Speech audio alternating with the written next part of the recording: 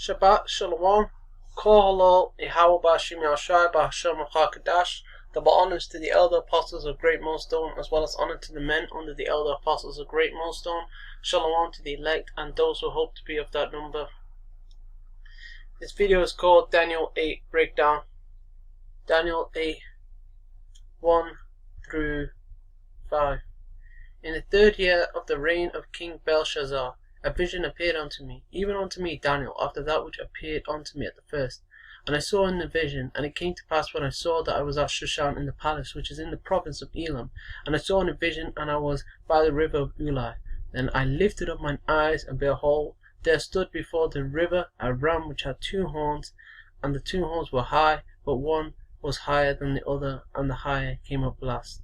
I saw the ram pushing westward and northward and southward, so that no beast might stand before him, neither was there any that could deliver out his hand, but he did according to his will, and became great. And as I was considering, behold, an he-goat came from the west on the face of the whole earth, and touched up the ground, and the goat had a notable horn between his eyes. The ram with 2 horns represents the Medo-Persian Empire. The one horn higher than the other equals the Medes, higher than the Persians. The higher came up last equals the Persians came up last. I saw the ram pushing westward, northward, and southward. Why was it pushing?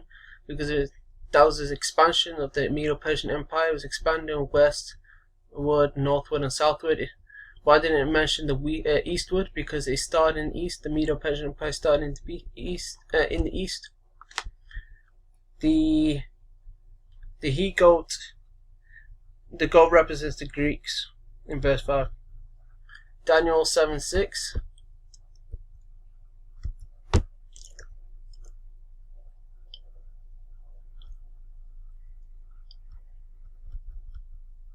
After this I beheld, and lo, another like a leopard, which had upon the back of it 4 wings of a fowl. The beast also had also 4 heads, and dominion was given to it. The leopard is the Greeks, which had upon it the Greek Empire, which had upon it the 4 wings of a fowl. The 4 wings of a fowl are the 4 generals of Alexander the Great, and dominion was given unto it. Alexander the Great, before he died, gave dominion to his 4 generals, and when he died, his 4 generals split the kingdom up, the Greek kingdom up into 4. Each king had their own kingdom, and they fight amongst each other.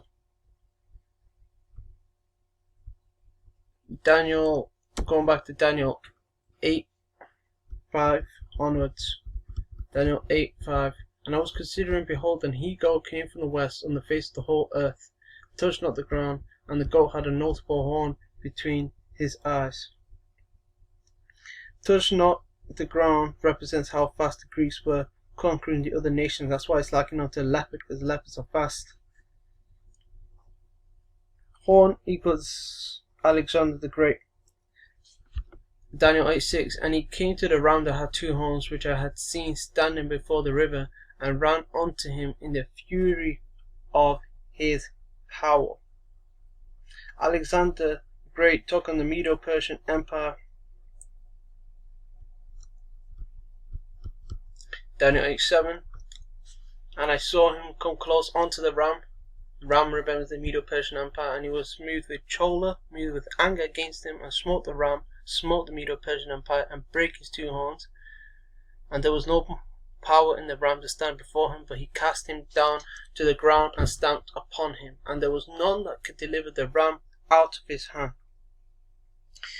He was moved with anger against the Medo-Persian Empire, took down the Medo-Persian Empire, and nothing could save the Medo-Persian Empire out of the hand of the Greeks, particularly out of the hand of Alexander the Great. Verse 8, Daniel 8:8. Therefore the he-goat waxed very great, and when he was strong, the great horn was broken, and for it came up 4 notable ones toward the 4 winds of heaven. Alexander the Great died, and his 4 generals after him ruled the Greek Empire. Verse Daniel 8:9.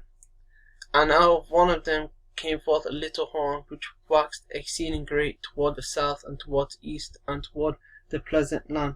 The little horn represents Antiochus the fourth Epiphanes, Antiochus Epiphanes the fourth, and pleasant land is the Holy Land.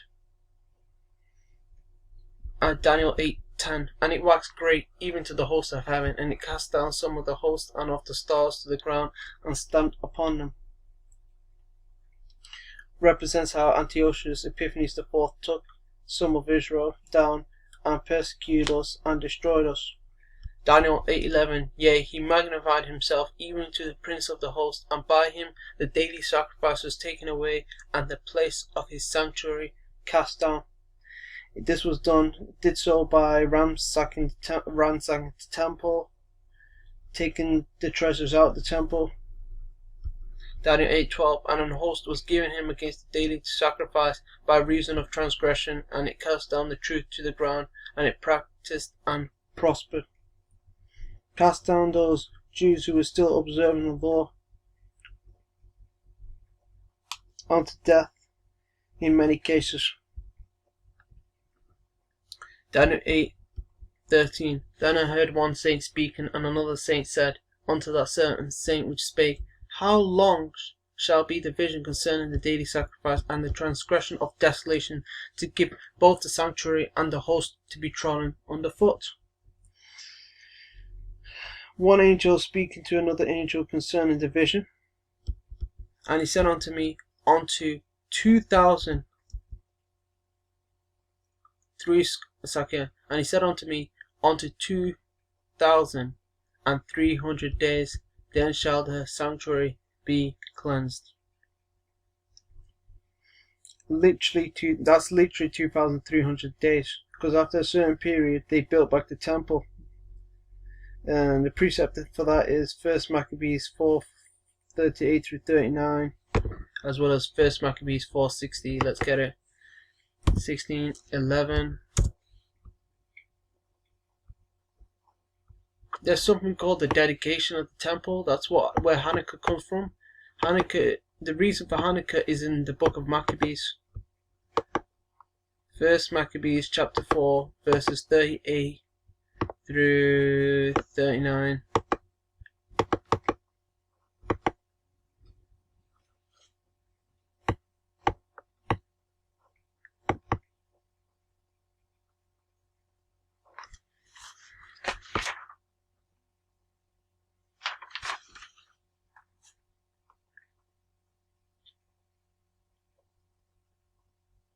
And when they saw the sanctuary desolate, and the altar profane, and the gates burned up, and shrubs growing in the courts, as in the forest or in one of the mountains, yea, and the priest's chambers pulled down, they rent their clothes and made great lamentation, and cast upon their heads, and fell down flat to the ground.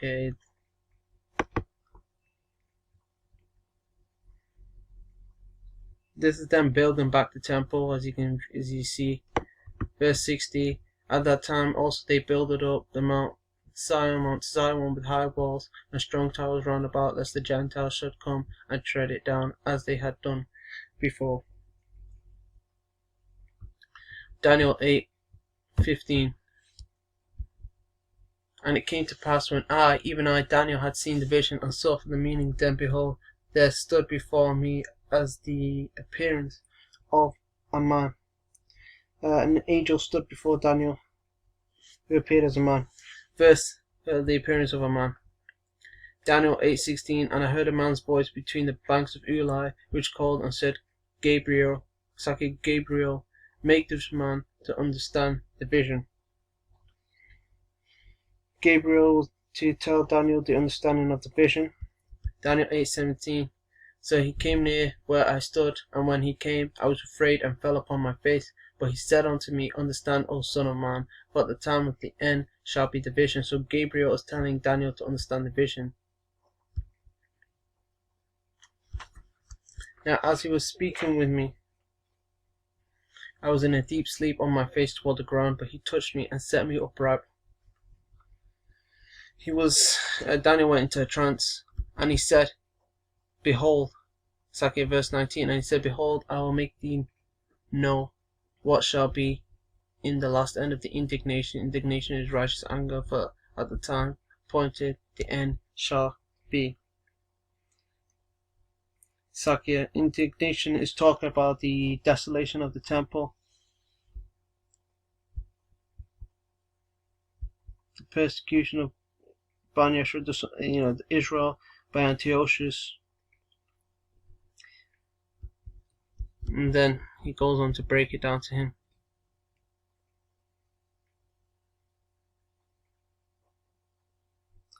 Gabriel is basically letting Daniel know what's going to be the end of that amount of days spoken.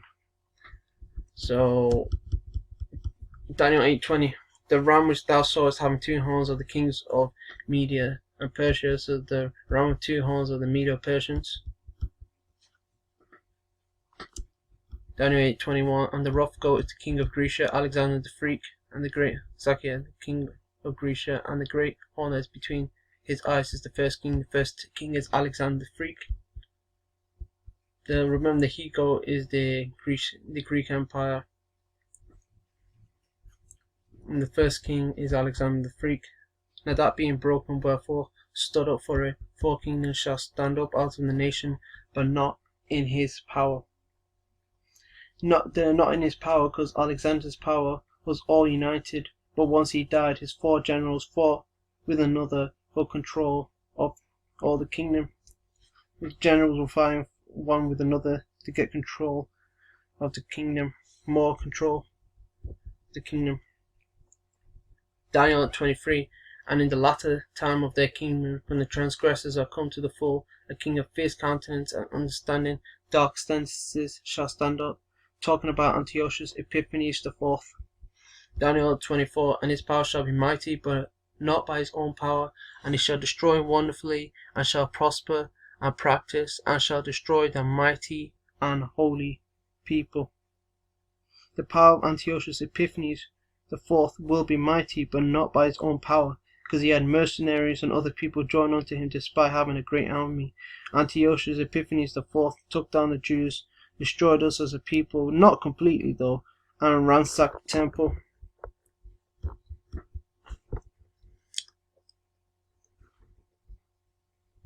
And through his policy also he shall cause craft to prosper in his hand, and he shall magnify himself in his heart, and by peace shall destroy many. He shall also stand up against the prince of princes, but he shall be broken without hand. He does that even to this day. He makes pacts of peace with people, but he doesn't even keep them. Antiochus Epiphanes the 4th will stand up against the Most High, but was put to death. The Most High caused Antiochus Epiphanes to die of I think it was a sickness, but you can find it in 1 Maccabees 6. Yeah, 1 Maccabees 6, 1 through 16. At that time King Antiochus, travelling through the high countries, heard say that Elamias is in the country of Persia. Second, in the country of Persia was a city greatly renowned for riches, silver, and gold. That's on the side up there.